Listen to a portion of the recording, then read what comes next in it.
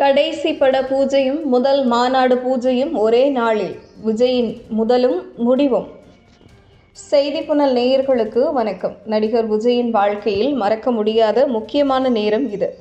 Cinema ரசிகர்கள் பலரும் காத்திருந்த இந்த நாள் அவரின் திரையுலக பயணத்தின் இறுதிக்கும் அரசியல் பயணத்திற்கு தொடக்கத்திற்கும் சான்றாக அமைகிறது.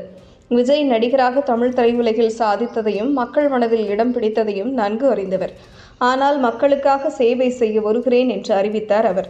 சினிமாவில் தொடங்கிய தன்னுடைய பயணத்தை முடித்து அரசியலுக்கு திரும்புவதை உறுதியாக கூறினார். விஜயின் சினிமா பயணம் சாதாரணமல்ல. அப்பாவிடம் சினிமாதான் எனக்கு வேண்டும் என வலியுறுத்தியதில் துவங்கியது. ஆனால் அந்த சினிமா உலகம் அவருக்கு எளிதாக கிடைக்கவில்லை.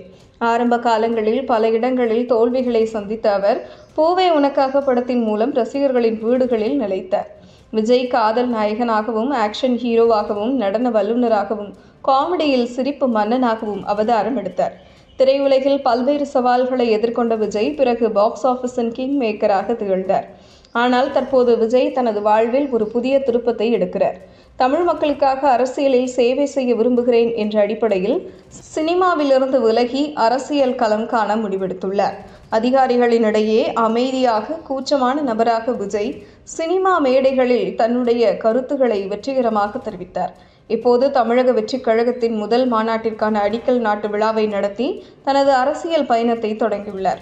இன்றைய நிகழ்வில் விஜய் தளபதி 69 படத்தின் பூஜையில் கலந்து கொண்டார். இது அவரது திரையுலக பயணத்தின் கடைசி படமாகும்.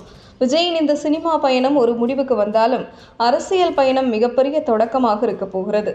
வெற்றியோ தோல்வியோ விஜய் தொடர்ந்து அரசியலில் பயணித்தால் அவர் நினைத்ததை அடைய அதிக வாய்ப்புள்ளதாக பலரும் சோஷியல் மீடியாவில் கருத்து தெரிவித்து வருகின்றனர்.